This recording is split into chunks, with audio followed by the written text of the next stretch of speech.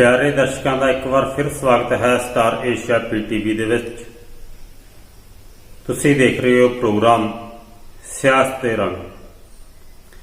इस प्रोग्राम राहीं कल असीं छत्तीसगढ़ दे विच एक खास वर्ग के विरुद्ध नफरत की फैलाई जा रही अग उस संबंधी तुहाडे नाल विचारां सांझियां कीतियां सन। अजे इस खबर की स्याही भी नहीं सुकी कि अजिही एक होर खबर हरियाणे के गुड़गांव स्थित गुरुग्राम के सैक्टर 47 तो आई है। इंडियन एक्सप्रेस के अनुसार कल सैक्टर 47 दे विच उत्थे एक वर्ग के लोगों वालों नमाज अदा की जा रही सी। 30-35 के करीब लोग उत्थे इकट्ठे होए ते उन्होंने उत्थे कुछ नारे मारने शुरू कर दिते, जिन्हां विच मस्जिदां विच जाके नमाज पढ़ो, खुले विच नमाज नहीं पढ़न दिती जाएगी। उन्हां हत्थां दे विच तख्तियां भी पड़ियां हुई सन। भारत माता दी जय दे नारे भी लगाए जा रहे सन। अखबार अनुसार ही पुलिस ने बैरीकेड ला के उन्होंने रोकया ते नमाजियां दे नेड़े नहीं जाण दिता। इस तो बाद वो लोग उत्थे ही बैठ गए ते बैठ के उन्होंने अपने धर्म के अनुसार भजन गाने शुरू कर दिते। अखबार के पत्रकारां ने उत्थे वख-वख लोकां दे नाल जिहड़े उन्हां दे विचार जानने चाहे। उत्थों की एक औरत जिहड़ी उस विरोध प्रदर्शन दे विच शामिल सी, उसने जिहड़ी गल कीती उस औरत ने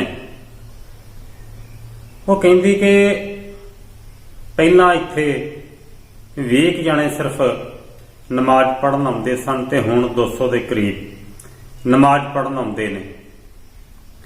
असीं इसलिए इन्हां दा विरोध कर रहे हाँ कि साडे एरिए दे विच पिछले कुछ समय तो चोरियां दी भरमार बहुत ज़्यादा वध गई है।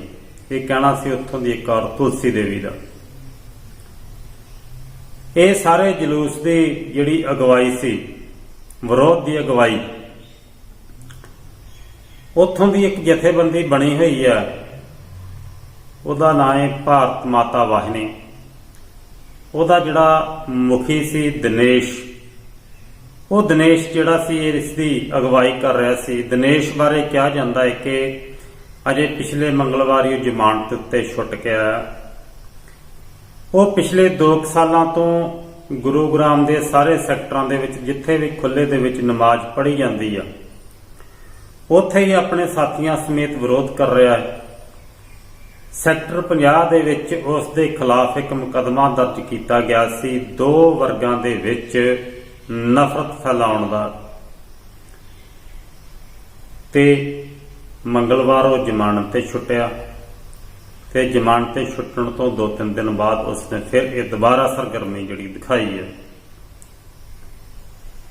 ਅਸਲ ਦੇ ਵਿੱਚ ਇਹ ਮਾਮਲਾ ਕੀ ਹੈ? ਮਾਮਲਾ ਕਾਫੀ ਪੁਰਾਣਾ ਹੈ। कोई 2018 ਦੇ ਵਿੱਚ ਵੀ ਇਹਨਾਂ ਹਿੰਦੂ ਤੇ ਮੁਸਲਿਮ 2 ਵਰਗਾਂ ਦਾ ਆਪਸ ਦੇ ਵਿੱਚ ਨਮਾਜ਼ ਪੜ੍ਹਨ ਤੋਂ ਲੈ ਕੇ ਗੁੜਗਾਵਾਂ ਦੇ ਵੱਖ-ਵੱਖ ਇਲਾਕਿਆਂ ਦੇ ਵਿੱਚ ਆਪਸੀ ਤਕਰਾਰ ਵਧਿਆ ਸੀ।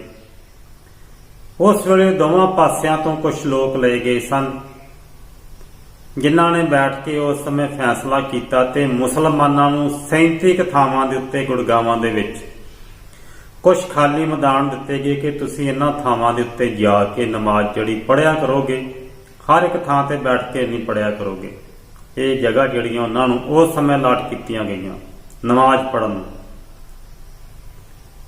हुण उत्थों दे कुलदीप यादव दा कहना है कि जदों ये जगह लाट कीतियां गईयां इहदा किते कोई लिखती ते नहीं जिहड़ा आपसी समझौता होया, गल्ली बाती सी ना उस समय। दूसरी गल जिहड़े सथानक वासी इन्हां इलाकिਆਂ ਦੇ ਰਹਿੰਦੇ ਸੀ जिथे इन्हां नूं ਇਹ जगह अलाट कीतियां गईयां, मैदान अलाट कीते गए, सथानक वासियां नूं ते उदों भरोसे विच लिया ही नहीं गया, किसे नूं पुछिया ही नहीं गया, कोई सलाह मशवरा नहीं किया गया।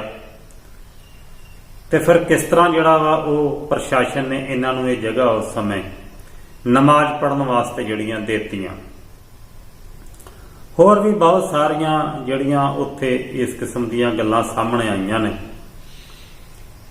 ਦਿਨੇਸ਼ ਯਾਦਵ ਦਿਨੇਸ਼ ਠਾਕੁਰ ਜਿਹੜਾ ਜਥੇਬੰਦੀ ਦਾ ਮੁਖੀ ਭਾਰਤ ਮੁਕਤੀ ਬਾਣੀ ਦਾ, ਉਹਦਾ ਕਹਿਣਾ ਹੈ ਕਿ ਇਹ ਜਿਹੜੀ ਸਾਜ਼ਿਸ਼ ਹੈ ਇਹ ਅੰਤਰਰਾਸ਼ਟਰੀ ਸਾਜ਼ਿਸ਼ ਹੈ। ਜਿਸ ਤਰ੍ਹਾਂ ਲਵ ਜਹਾਜ਼ ਚੱਲਿਆ ਜਾਂਦਾ ਦੂਸਰੇ ਧਰਮ ਦੀਆਂ ਲੜਕੀਆਂ ਨੂੰ ਆਪਣੇ ਪ੍ਰੇਮ ਜਾਲ ਵਿੱਚ ਫਸਾ ਕੇ ਮੁਸਲਮਾਨ ਬਣਾਇਆ ਜਾਂਦਾ, ਉਸੇ ਤਰ੍ਹਾਂ ਇਹ ਲੈਂਡ ਜਹਾਜ਼ ਦੇ ਪਹਿਲਾਂ ਖਾਲੀ ਜਗ੍ਹਾ ਉੱਤੇ ਨਮਾਜ਼ ਪੜ੍ਹੀ ਜਾਂਦੀ ਹੈ ਤੇ ਫਿਰ ਹੌਲੀ ਹੌਲੀ ਉੱਤੇ ਕਬਜ਼ਾ ਕਰਕੇ ਮਸਜਿਦਾਂ ਬਣਾਈਆਂ ਜਾ ਰਹੀਆਂ। ਇਸ ਸੰਬੰਧੀ ਅਖਬਾਰ ਨੇ ਮੁਸਲਮਾਨ ਆਗੂ ਜਿਹੜੇ ਉਹਨਾਂ ਦੇ ਵੀ ਵਿਚਾਰ ਲਏ ਔਰ ਮੁਸਲਮਾਨ ਜਿਹੜੇ ਆਗੂ ਨੇ ਉਹਨਾਂ ਦੇ ਵਿੱਚ ਜਮਾਤ ਉਲੇਮਾ, ਉਹਨਾਂ ਦੇ ਜਿਹੜੇ ਮੁਖੀ ਨੇ ਮੁਫਤੀ ਮੁਹੰਮਦ ਸਲੀਮ, ਉਹਨਾਂ ਕਿਹਾ ਕਿ ਸਥਾਨਕ ਲੋਕਾਂ ਨੇ ਸਾਡੀ ਪੜ੍ਹੀ ਜਾ ਰਹੀ ਨਮਾਜ਼ ਦਾ ਵਿਰੋਧ ਕੀਤਾ। ਪ੍ਰਸ਼ਾਸਨ ਨੇ ਸਾਡੇ ਨਾਲ ਸੰਪਰਕ ਕੀਤਾ ਤੇ ਅਸੀਂ ਪ੍ਰਸ਼ਾਸਨ ਦੀ ਗੱਲ ਮੰਨੀ ਤੇ ਜਿਹੜੀ ਜਗ੍ਹਾ ਸਾਨੂੰ ਨਮਾਜ਼ ਪੜ੍ਹਨ ਲਈ ਮਿਲੀ ਸੀ ਅਸੀਂ ਉਹਦੇ ਤੋਂ 150 ਫੁੱਟ 150 ਮੀਟਰ ਅਗਾਂਹ ਜਾ ਕੇ ਨਮਾਜ਼ ਪੜ੍ਹੀ ਹੈ। ਉਹਨਾਂ ਦਾ ਕਹਿਣਾ ਸਾਡਾ ਮਕਸਦ ਕੇਵਲ ਨਮਾਜ਼ ਪੜ੍ਹਨਾ ਹੈ, ਕਿਸੇ ਨਾਲ ਲੜਨਾ ਨਹੀਂ, ਤੇ ਅਸੀਂ ਪ੍ਰਸ਼ਾਸਨ ਦੀ ਗੱਲ ਮੰਨ ਲਈ ਹੈ। ਇਸੇ ਤਰ੍ਹਾਂ ਉੱਥੋਂ ਦੇ ਇੱਕ ਹੋਰ ਜਿਹੜੇ ਨੇ ਬੜੇ ਉੱਘੇ ਮੁਸਲਮਾਨ, ਉਹ ਸੈਯਦ ਮੁਹੰਮਦ ਜੀ, ਸੈਯਦ ਮੁਹੰਮਦ ਦਾ ਕਹਿਣਾ ਹੈ ਕਿ ਜਿਹੜੇ ਕੁਝ ਖਾਸ ਕਿਸਮ ਦੇ ਸ਼ਰਾਰਤੀ ਲੋਕ ਨੇ ਉਹ ਇਸ ਕਿਸਮ ਦੀਆਂ ਘਟਨਾਵਾਂ ਨੂੰ ਅੰਜਾਮ ਦੇ ਰਹੇ ਨੇ, ਨਮਾਜ਼ ਦੇ ਵਿੱਚ ਖਲਲ ਪਾ ਰਹੇ ਨੇ, ਜਦੋਂ ਕਿ ਸੰਵਿਧਾਨਕ ਤੌਰ ਤੇ ਸਾਡਾ ਹੱਕ ਹੈ ਨਮਾਜ਼ ਪੜ੍ਹਨਾ। ਉਹਨਾਂ ਦਾ ਕਹਿਣਾ ਕਿ ਸ਼ਹਿਰ ਦੇ ਵਿੱਚ ਇਸ ਸਮੇਂ 5 ਲੱਖ ਦੇ ਕਰੀਬ ਮੁਸਲਮਾਨ ਰਹਿੰਦੇ ਨੇ ਤੇ ਮਸਜਿਦਾਂ ਸਿਰਫ ਸਾਡੇ ਕੋਲ 13 ਹੈ। ਘਾਟ ਹੋਣ ਕਰਕੇ ਮਸਜਿਦਾਂ ਦੀ ਸਾਨੂੰ ਖੁੱਲੇ ਦੇ ਵਿੱਚ ਨਮਾਜ਼ ਪੜ੍ਹਨੀ ਪੈਂਦੀ ਹੈ। ਪ੍ਰਸ਼ਾਸਨ ਸਾਨੂੰ ਜਗ੍ਹਾ ਅਲਾਟ ਕਰ ਦੇਵੇ ਤੇ ਅਸੀਂ ਉਸ ਥਾਂ ਦੇ ਉੱਤੇ ਪੱਕੀਆਂ ਮਸਜਿਦਾਂ ਬਣਾ ਲਈਏ, ਫਿਰ ਉਸ ਤੋਂ ਬਾਅਦ ਅਸੀਂ ਖੁੱਲੇ ਦੇ ਵਿੱਚ ਨਮਾਜ਼ ਨਹੀਂ ਪੜਾਂਗੇ। ਜਿਹੜੇ ਇੱਕ ਸਾਬਕਾ ਰਾਜ ਸਭਾ ਮੈਂਬਰ ਗੁੜਗਾਵੋਂ ਦੇ ਮੁਹੰਮਦ ਅਦੀਬ, ਉਹਨਾਂ ਦਾ ਕਹਿਣਾ ਹੈ ਕਿ ਬੜੀ ਨਮੋਸ਼ੀ ਵਾਲੀ ਗੱਲ ਹੈ ਇਸ ਭਾਰਤ ਦੇਸ਼ ਵਿੱਚ ਕਿ ਮੁਸਲਮਾਨਾਂ ਨੂੰ ਨਮਾਜ਼ ਨਹੀਂ ਪੜ੍ਹਨ ਦਿੱਤੀ ਜਾ ਰਹੀ। ਕੁਝ ਚੰਦ ਲੋਕ ਇਸ ਦਾ ਵਿਰੋਧ ਕਰਦੇ ਨੇ ਤੇ ਵਿਰੋਧ ਕਰਨ ਵਾਲੇ ਨਫ਼ਰਤ ਦੀ ਰਾਜਨੀਤੀ ਕਰ ਰਹੇ ਨੇ। ਇਸ ਤਰ੍ਹਾਂ ਨਹੀਂ ਚਾਹੀਦਾ,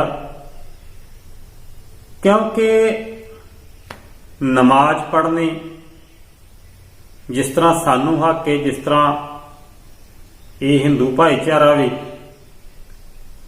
ਇਹਨੂੰ ਹੱਕ ਇਸ ਦੇਸ਼ ਦੇ ਵਿੱਚ ਆਪਣੇ ਧਰਮ ਦੇ ਅਨੁਸਾਰ ਜੀਵਨ ਜੀਣ ਦਾ, ਤੇ ਸਾਨੂੰ ਵੀ ਹੱਕ ਹੈ ਨਮਾਜ਼ ਪੜ੍ਹਨ ਦਾ। ਬੇਸ਼ੱਕ ਦੋਵਾਂ ਪਾਸਿਆਂ ਤੋਂ ਇੱਕ ਦੂਜਿਆਂ ਦੇ ਉੱਤੇ ਬਹੁਤ ਸਾਰੇ ਦੋਸ਼ ਪ੍ਰਤੀ ਦੋਸ਼ ਲਗਾਏ ਗਏ, ਦੋਵਾਂ ਪਾਸੇ ਜਿਹੜਾ ਮਾਹੌਲ ਆ ਤਣਾਅਪੂਰਨ ਆ ਤੇ ਇੱਕ ਦੂਜੇ ਪ੍ਰਤੀ ਨਫ਼ਰਤ ਜਿਹੜੀ ਆ ਮਨਾਂ ਦੇ ਵਿੱਚ ਵੱਧ ਰਹੀ ਹੈ।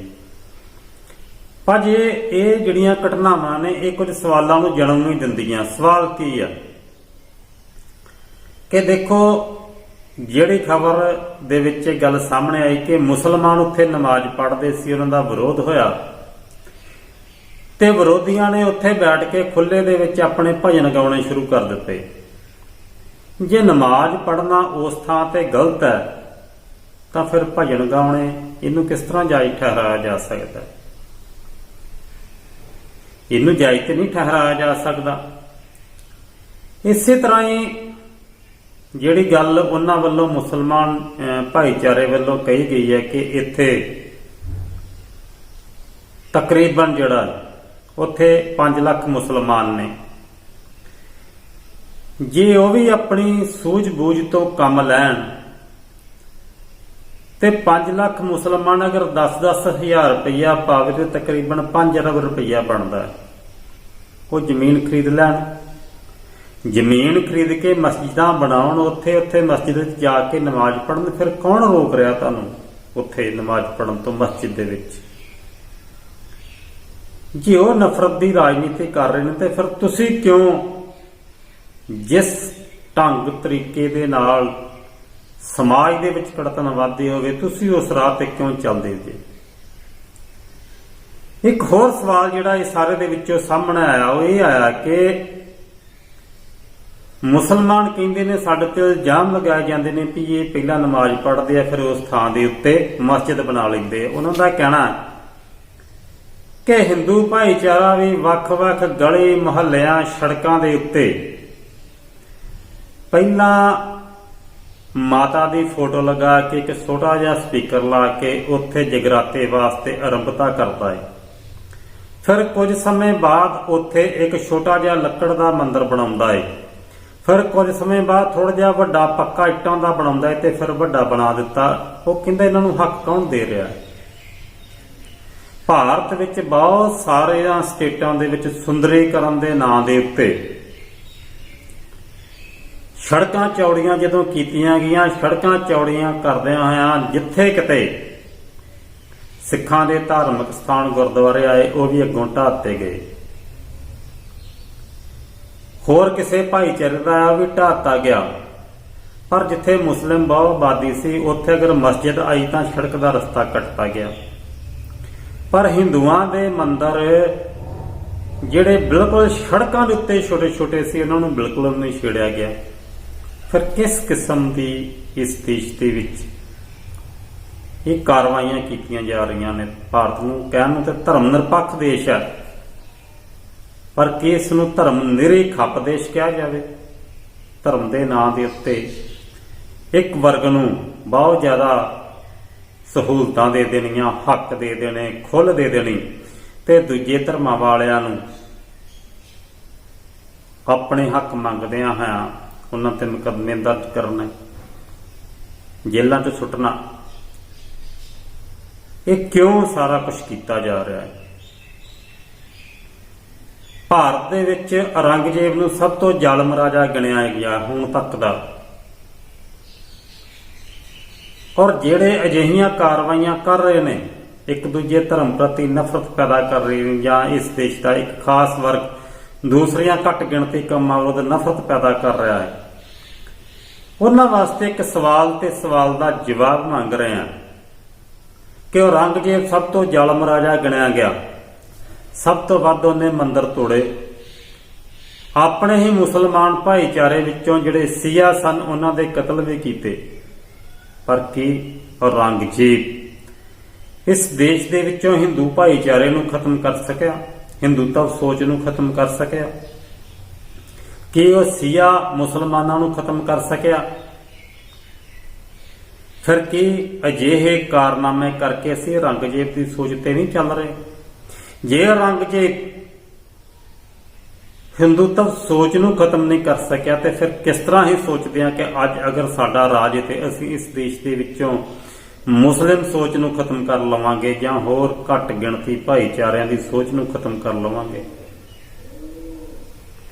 ਮੰਦਿਰ ਢਾਉਣ ਦੇ ਨਾਲ ਸਰੀਰਾਂ ਦੇ ਵਿੱਚੋਂ ਮੰਦਿਰਾਂ ਨੂੰ ਮੰਨਣ ਵਾਲਿਆਂ ਦੀ ਸੋਚ ਖਤਮ ਨਹੀਂ ਕੀਤੀ ਜਾ ਸਕਦੀ। ਮਸਜਿਦ ਢਾਉਣ ਦੇ ਨਾਲ ਸਰੀਰਾਂ ਵਿੱਚ ਕੁਰਾਨ ਨੂੰ ਮੰਨਣ ਵਾਲਿਆਂ ਦੀ ਸੋਚ ਖਤਮ ਨਹੀਂ ਕੀਤੀ ਜਾ ਸਕਦੀ। ਸਰੀਰ ਖਤਮ ਕੀਤੇ ਜਾ ਸਕਦੇ ਨੇ ਪਰ ਸੋਚ ਨੂੰ ਖਤਮ ਨਹੀਂ ਕੀਤਾ ਜਾ ਸਕਦਾ। ਇਹ ਗੱਲ ਸਾਡੀ ਸੋਚ ਵਿੱਚ ਕਦੋਂ ਆਏਗੀ? ਮੈਂ ਬੇਨਤੀ ਕਰਾਂ, ਜਿਸ ਕਿਸਮ ਦੀਆਂ ਖਬਰਾਂ ਇਸ ਸਮੇਂ ਦੇਸ਼ ਵਿੱਚੋਂ ਆ ਰਹੀਆਂ ਨੇ ਇਹ ਦੇਸ਼ ਨੂੰ ਇੱਕ ਲੜੀ ਵਿੱਚ ਪਰੋ ਕੇ ਰੱਖਣ ਵਾਲੀਆਂ ਨੇ। ਸਾਨੂੰ ਸਮਾਜ ਦੇ ਸਾਰੇ ਬੁੱਧੀਜੀਵੀ ਵਰਗ, ਸੁਹਿਰਦ ਵਰਗ ਜਿਹੜਾ ਇਸ ਦੇਸ਼ 'ਚ ਆਪਸੀ ਪ੍ਰੇਮ ਪਿਆਰ ਚਾਹੁੰਦਾ, ਉਹਨਾਂ ਸਾਰਿਆਂ ਨੂੰ ਇਕੱਠੇ ਹੋ ਕੇ ਇਸ ਦੇਸ਼ ਦਾ ਅਗਰ ਕੋਈ ਵੀ ਵਰਗ ਦੂਜੇ ਵਰਗ ਨਾਲ ਧੱਕੇਸ਼ਾਹੀ ਕਰਦਾ ਹੈ ਤੇ ਉਹਦੇ ਵਿਰੁੱਧ ਸਾਨੂੰ ਲੜਨਾ ਪਵੇਗਾ, ਨਹੀਂ ਤਾਂ ਇਹ ਦੇਸ਼ ਇੱਕ ਦੇਸ਼ ਨਹੀਂ ਰਹੇਗਾ। ਸਮਝਣਾ ਪਏਗਾ। ਇਹ ਸੀ ਇਸ ਦੇਸ਼ ਵਿੱਚ ਨਫ਼ਰਤ ਦੀ ਕੀਤੀਆਂ ਜਾ ਰਹੀਆਂ ਘਟਨਾਵਾਂ ਤੇ ਰਾਜਨੀਤੀ ਪ੍ਰਤੀ ਤਾਜ਼ਾ ਖਬਰ। ਸ਼ਾਮ ਤੱਕ ਇੱਕ ਹੋਰ ਖਾਸ ਖਬਰ ਲੈ ਕੇ ਹਾਜ਼ਰ ਹੋਵਾਂਗੇ। ਤਦ ਤੱਕ ਵਾਸਤੇ ਇਜਾਜ਼ਤ ਦਿਓ ਜੀ। ਵਾਹਿਗੁਰੂ ਜੀ ਕਾ ਖਾਲਸਾ, ਵਾਹਿਗੁਰੂ ਜੀ ਕੀ ਫਤਿਹ।